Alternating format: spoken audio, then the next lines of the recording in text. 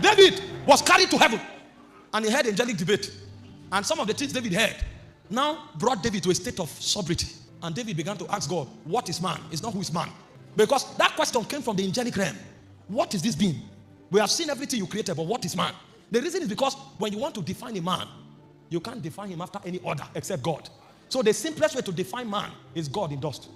The simplest way to define man is God concealed. So when God looks upon man and created man, God had to rest. Because I don't need to walk anymore. Because when man is walking, God is walking.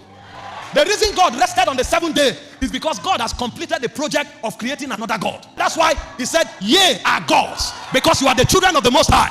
And when Jesus came, Jesus did not contradict David. He said, it is written, ye are gods, because you are the children of the Most High. If he say you are gods, unto whom the word of the Lord came, and the scriptures cannot be broken.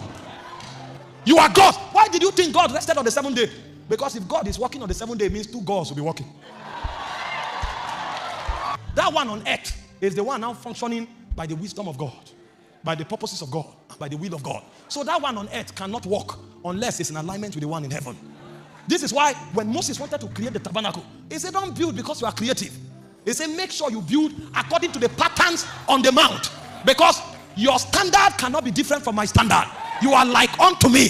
The moment you step out of my realm, you will lose order, and the quality assurance in the spirit will contradict you. And when you are contradicted, it means your essence has been defied.